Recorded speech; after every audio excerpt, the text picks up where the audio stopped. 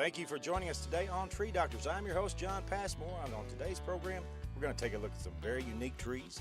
And the head tree doctor of Dickey Tree Service, Ed Dickey, is going to give you some tips on how you can take care of your trees. It's all coming up on Tree Doctors.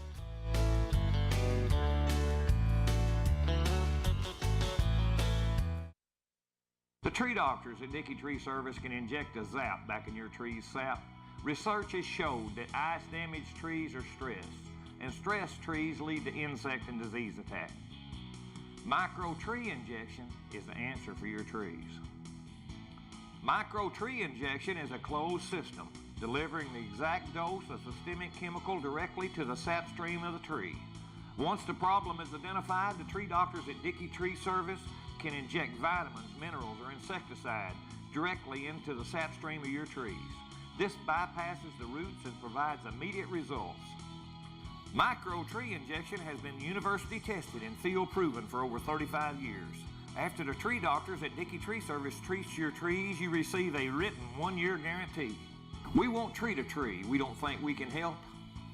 Let the tree doctors at Dickey Tree Service put the zap back in your tree's sap.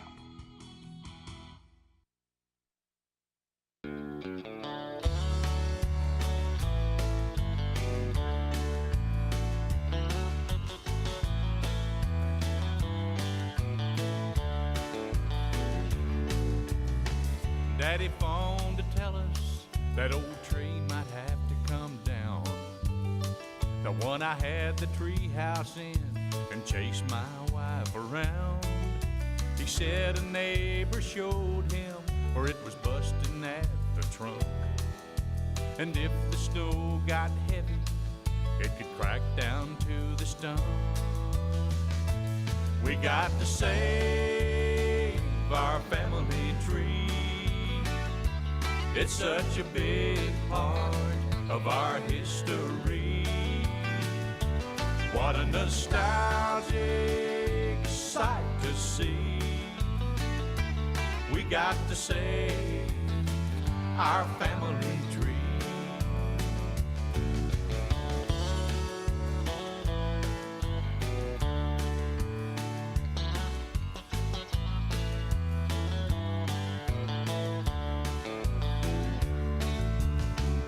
Grandpa said they planted it when he was just 8 years old. His mama kept the clods broke up while his daddy dug the hole. I phoned up a friend of mine that lives in our hometown. He said he knew a tree doctor didn't like to cut trees down. The man went out and checked our tree and bolted it back together. He said it would last a lifetime, no matter what the weather. We got to save our family tree. It's such a big part of our history. What a nostalgic sight to see. We got to save our family tree. Yes, we got to save our family tree.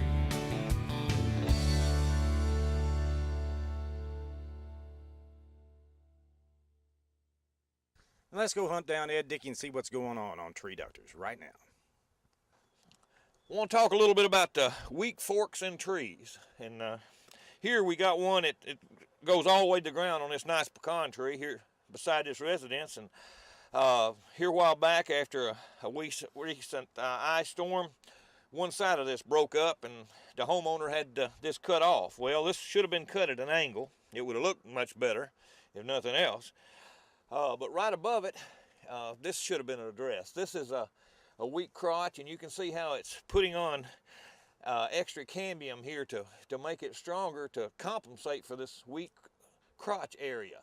And what happens is this tree actually grows against itself here. As it gets bigger each year, it pushes, and it's just like a little jack. It just jacks itself apart. Then when you get a little weight on it from wind or some ice or rain, it's going to bust on open. So if they don't put a cabling in it or put a rod through there, they're gonna have the same problem right up above it, and it's just gonna ruin the rest of this pecan tree. So if you do a little bit of looking in the dormant season, when you see all your tree and then you walk around and look at your yard, you can save yourself the frustration of having to deal with a problem like this after it happens. You can keep this from happening. That's a good tip for you, I think. I'm here in Jonesboro with this big old sassafras tree, and here with me is the owner of the property, Phyllis Morse. And Phyllis, just what can you tell me about this big old sassafras tree? Not much, except that it does need some care once in a while, which I call Mr. Dickey for. It needs fertilized and needs trimming now and then, and we've had a couple of large branches fall off in the storms. So. Yes, ma'am. When we treated this tree a few years ago, you told me at the time that you was worried about the tree a lot, and I instructed you a little bit on a little bit of pruning that you could do to it. But overall, there's not much you had to do to it, was there? No, there wasn't really. Nature takes care of that, bringing the branches down and stuff. Do you have any idea how old it would be, Miss Morse? Oh, have no idea. I would guess at least 100. I would agree with you. This is one of the largest ones in this county that I know of for a sassafras tree. And a lot of people use the roots and the bark for tea. Now on the far side of this, I think the viewers will see we got a magnolia tree that's just trying to grow, and Mrs. Morse has let grow up there. And we'll move around there and we'll talk about that a little bit. When Miss Morse called me out a few years ago, she was asking about this magnolia tree, and I told her at the time this had went on so many years that might as well leave it be, didn't I, Miss Morse? Yes, you did. I mean, once you've let a situation continue like this for so long, it's not going to hamper this old enormous sassafras, and it's not going to help it by cutting this tree down. I told her at the time that just feed the tree a little extra, fertilize to compensate from this tree this magnolia pulling a little sap from it, and both of them can live together, and that's worked, hasn't it, Miss Morse? Yes, it has. It's worked very nicely. They're great trees. They're very, very valuable to me. Yes, ma'am, and you take care of them too. You sure do, and you can tell it's beautiful that we're in the dormant season, and it's a beautiful magnolia. Still adds color, and right underneath this enormous sassafras. And if you're wondering where we're at, we're right here on what street are we on? Jefferson, 1014.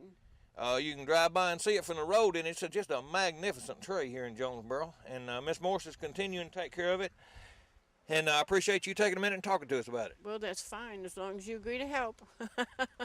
Yes, ma'am, we'll do that. I want to talk a little bit about the root system of trees. This particular red oak here, it's been about 18 years ago when this wall was built, this rock wall that runs down through here. And it held up to just recently. We had a lot of rain, and you can see this root protruding out here. But at the time that this wall was built, they sheared the roots on this one side to build the wall. And that's getting a lot of years before it had problems. But what they could have done, or they still can do, is they can come in here and cut these roots that's protruding out, pushing over, taking away from their straight line, and rebuild this wall back, and they'll get another 10 or 12 years probably out of this same wall if they do it correctly. And but the root system of a tree will behave the way you want it to behave if you make corrective measures in time. Now, if you let it be pushing and adapt to the point that it needs these roots to stay up, then you'll do a lot of damage trying to correct a situation like that. But if you've already trained, used lack of a better word, trained the tree to be a wall, have a wall right by it, then you can make corrective measures and it won't bother the tree. I've had quite a bit of calls on roots damaging foundations and what can be done.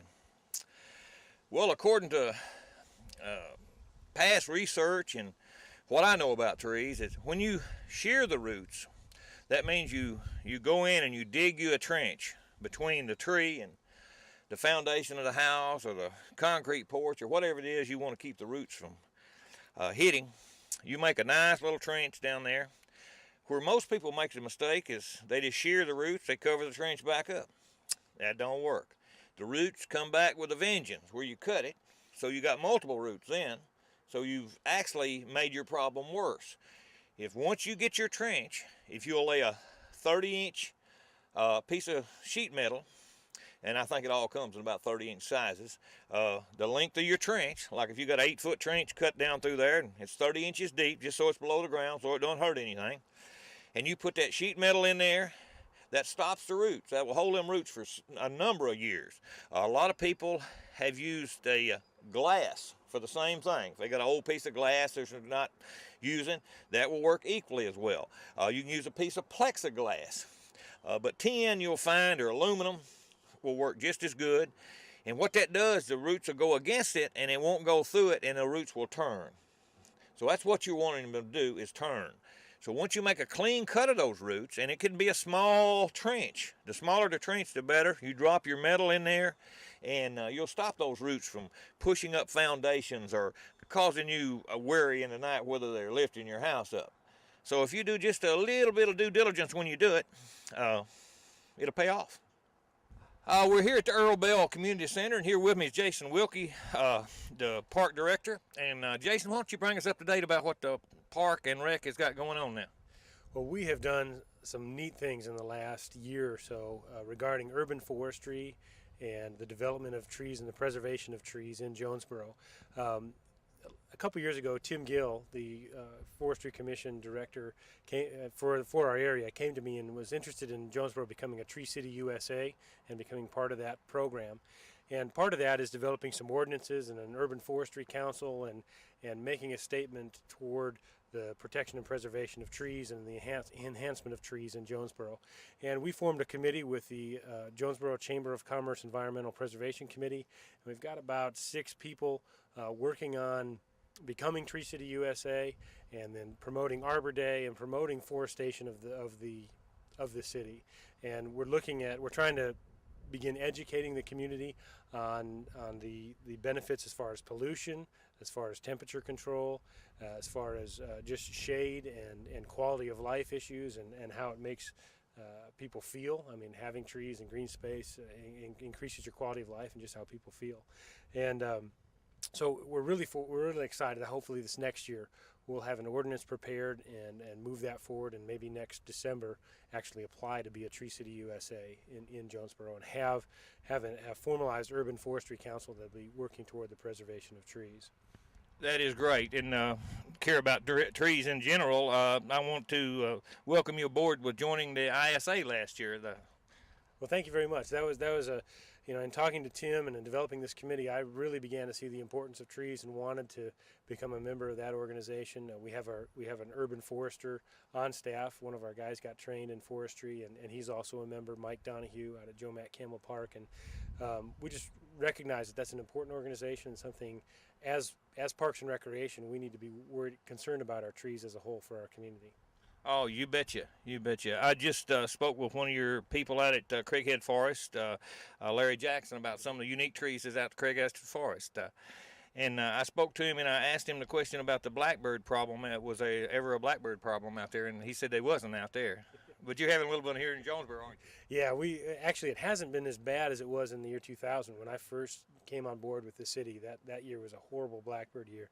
And I don't know if some of our efforts with the cannons and the shooters that we loan out to people, if that has helped, or if the efforts from some of the community members has helped. But we do have a problem, and we do continue to have a program to help citizens combat the blackbird program, and it is serious. I mean, I think if we ever stopped doing that, that issue of histoplasmosis could become an issue for the city, and we don't want to see that happen again. Oh, you betcha. And your budget is, you had told me earlier when we talked, almost $10,000 a year, isn't it? Almost $10,000. We, certainly in a year like we had in 2000, we'd probably spend around $10,000 in a part-time staff salary to go around and drive the cannons around and issue the guns. In the past few years, we haven't had to spend nearly quite that much. We probably spend $6,000 to $7,000 responding to calls. Right, and it's an ongoing problem that has to be attended to with our trees, and that falls right into your lap too, doesn't it? Yes, it does. It's one of the unique things that we do with the Parks Department. I want to talk about a couple things about this tree. When they built this retaining wall to give the tree a little more root system and create a different effect, which looks real good. And it's got to the age it's starting to bust a little bit. And you've heard me tell about you could cut a trench there. But what they've got going on here that's very bad is these vines.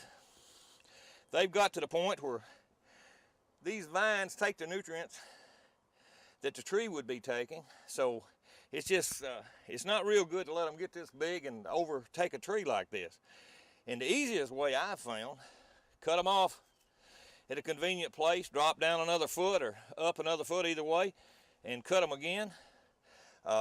Use a hatchet, don't hurt the tree. Use a chainsaw, don't hurt the tree. Whatever way you can do it without hurting the tree.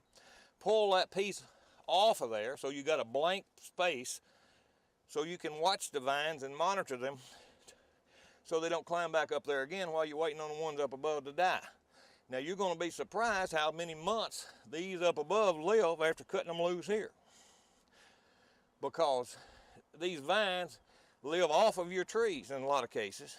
And that's like a mistletoe. That's one of the few things that people don't realize they're underneath the parasite when they're kissing under a mistletoe. Parasite by meaning that it lives off the tree.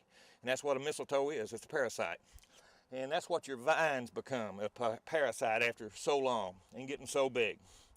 So if you still like the vine effect and don't want to cut it, well, cut them up about 6 foot or 8 foot, whatever, and get rid of them up above there. But when you let them totally take over your tree, you're heading nowhere but having problems. We'll be back with more on Tree Doctors right after this message. Stick around, won't you?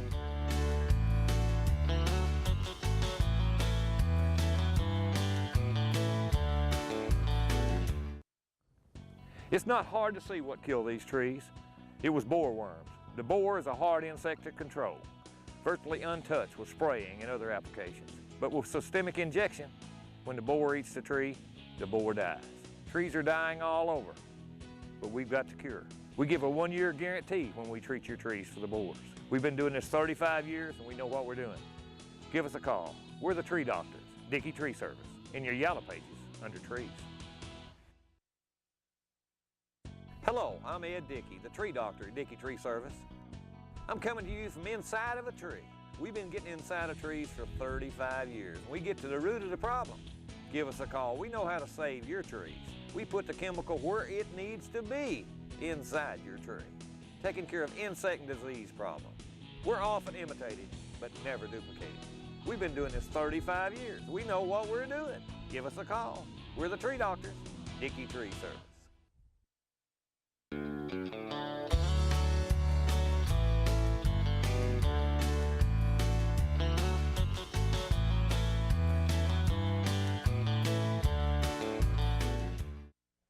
Part of the program we call a mailbag. We try to answer a few of your questions that you've sent in. You've either emailed to us or mailed to us. And the first one's from Patrick. He says, I live in Burney, Missouri, and we built a new home 2 years ago and bought a burning bush tree. I would love to get more, but the nursery cannot get any more. They told us that they came from Louisiana. Can you give us any information? Well, the easiest way to follow up on that is there's a national nursery called Wanamaker. Wanamaker starts with a W, and they got an 800 number, and they're out of McMinnville, Tennessee. They're the largest nursery within 500 miles of this area, and they deal with the Louisiana nurseries and the Mobile, Alabama nurseries quite extensively. So if you'll contact Wanamaker, I'm sure they can send you, and they'll freight it right into you, either dry root or ball, either one, whatever you need. Or they'll send you a price guide. And that's Wanamaker Nursery out of McMinnville, Tennessee. Hope that helped. This one's from Renee in Forest City. We have a tree in the front yard that has termites. We were told to spray paint the area and that would stop them. We did that and they are back again. What can we do about this? Well, Renee, in the first place, termites don't eat green wood. They eat dead wood. And you can't kill termites, borers, or any other bugs as far as that goes with spray paint. You're going to have some type of insecticide.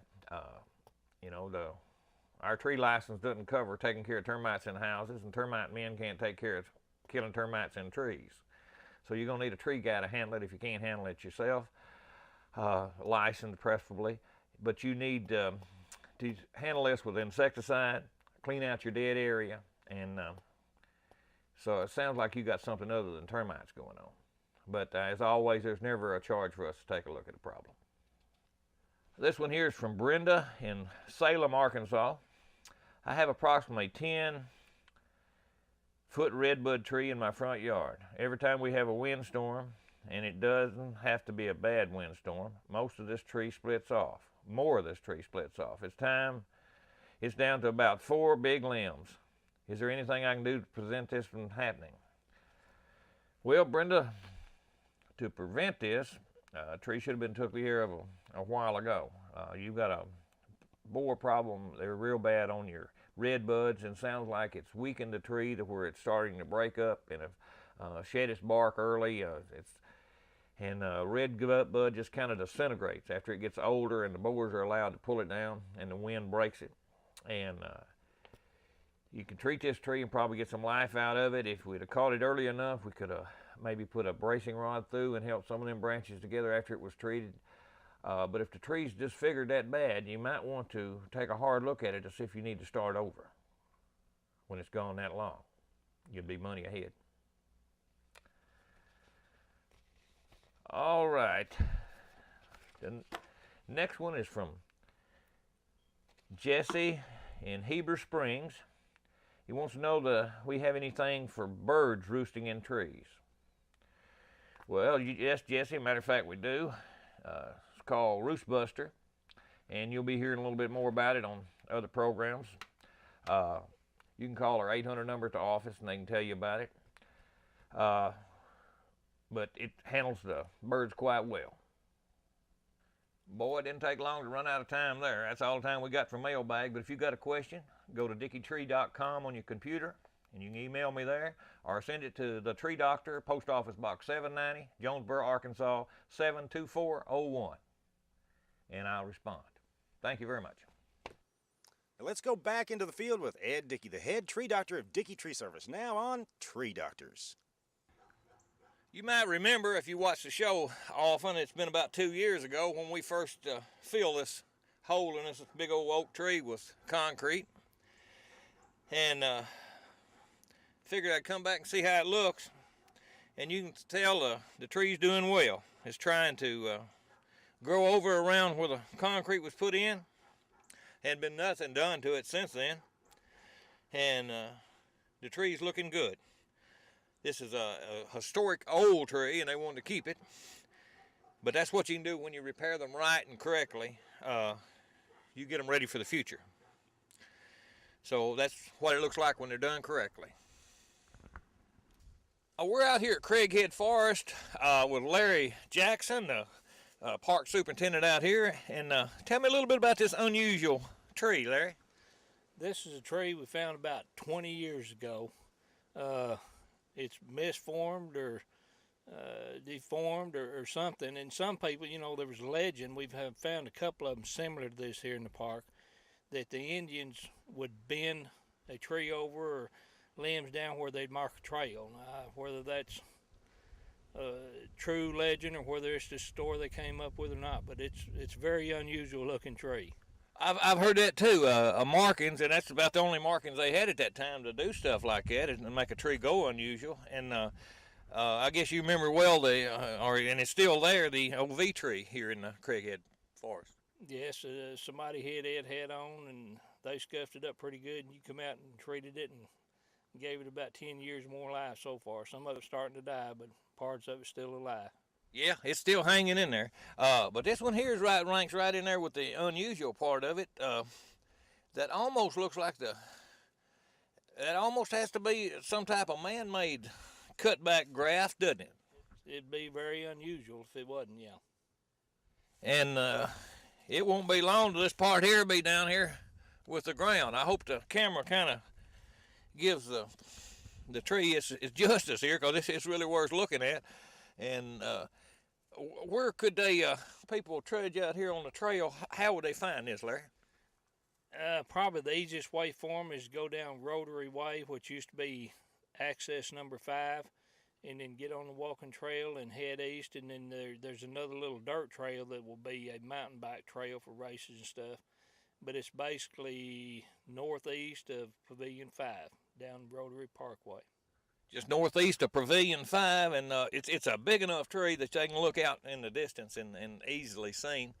And Where I was telling you a while ago that they broke a steel probe off in there to try to age it. I call it belly button on it. So that's a scar where they tried to age it, and it was telling what years the moisture was good and what years were drought, and but one of the probes broke off in there, so it's kind of left a scar right there. It looks kind of like a belly button.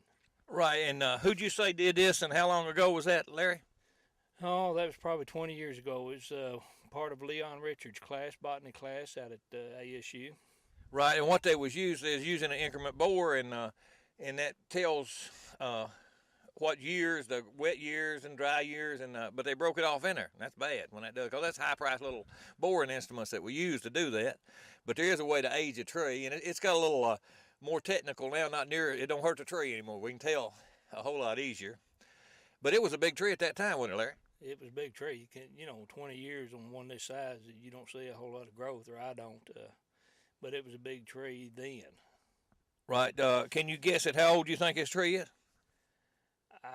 Back then, I think they said it was 80, 90 years old then, and they were showing me some of the range that they pulled out, and you could see a definite difference in narrow and wider widths, and they were saying that was years when it was dried and years of good growth. Right. Exactly right. Well, so that places it over 100, and just the oddness of it is amazing, and it's still surviving. It's really something. And the park is not used like you'd like it to be used, is it? It's used frequently. In wintertime, of course, it slows down, but it's getting more and more people every summer. So. Yeah, people need to be more aware of our parks and take advantage of them. It's a gorgeous park, and they keep it up very well. And I want to thank you, Larry, for bringing this tree to our attention, and for Jason Wilkie for hooking me up with you to talk about it. I appreciate it. Thank you. I have a lot of people ask me why some trees hold their leaves and others don't. Well, in some cases, the tree's telling you it's got problems. In other cases, it's the nature of the tree. So if you've lived there enough to know what the characteristics of your trees are, you know then when the tree's trying to tell you that it's got problems. Now, if you just moved in there and you don't know, and you can't get a satisfying answer out of your neighbors, you just need to look around the neighborhood. This particular tree that we're looking at here is a southern red oak. It's not the nature of a southern red oak to hold its leaves like it's doing.